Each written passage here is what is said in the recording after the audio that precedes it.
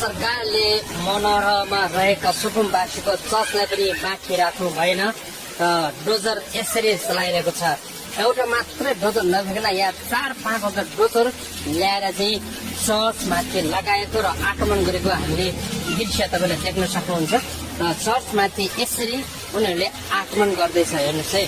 र यहाँ यो चर्च मात्र नभइकन सुकुम्बासीहरू भएका धेरै चर्चहरू भत्काइसकेको छ र भत्काउने क्रममा छ।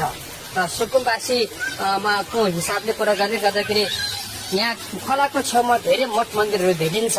धेरै मन्दिरहरू धेरै गुम्बाहरू पनि छन्, बनाइदिइराखेको छ, संरक्षण गरेको छ।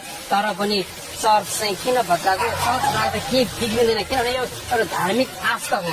त्यही कारणले गर्दा बालनले गरेको यो कार्यलाई तपाईँले के भन्नुहुन्छ? तपाईँको विचारमा के लाग्छ?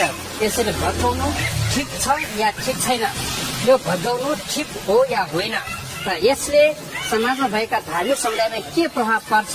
र बल छ र शक्ति छ, आफूसँग पावर छ भन्दैमा यसो गर्नुले समाजमा के सन्देश जान एकचोटि विचार गर्नुहोला। र यसै गरी अहिले एउटा गुम्बा पनि छ यहाँ, एउटा गुम्बामा पनि चलाउने भनेर त्यहाँका सोध्दै गर्दै त्यहाँको सुरक्षाकर्मीहरूले हामीले बताएका छन्। र गुम्बामाथि पनि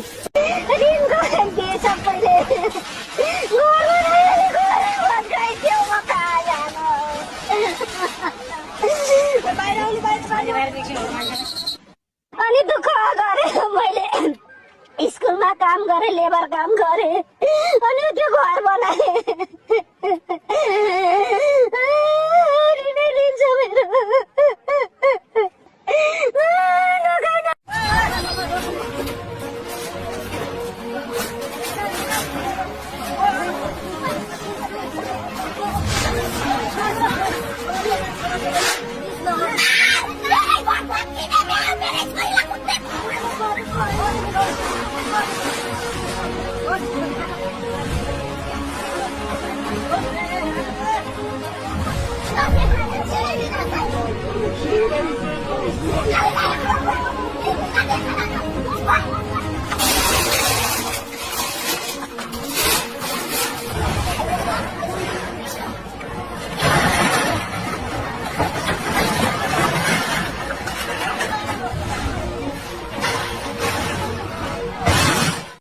यो चर्च हेर्नु त कति ठुलो कम्पाउन्ड छ। करिब यो 1 रोपनीको कम्पाउन्डमा बनेको यो चर्च चाहिँ अब यहाँ डोजर चलिरहेको अवस्थामा हामीले चारैतिरको अवस्था यहाँ हामी तपाईँलाई देखाउँदैछौँ।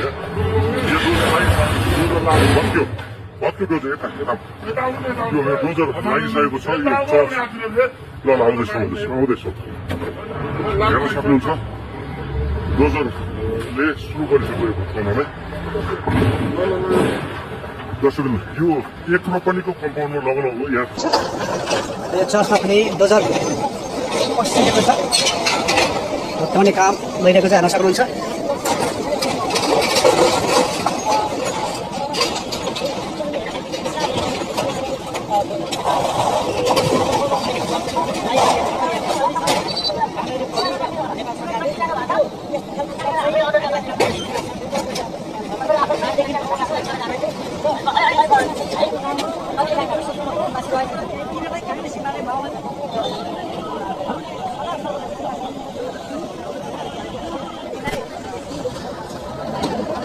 यस्तो चाहिँ रहेको छ हेर्न सक्नुहुन्छ। पुरै वाल भत्किसकेको छ हेर्न सक्नुहुन्छ। यहाँ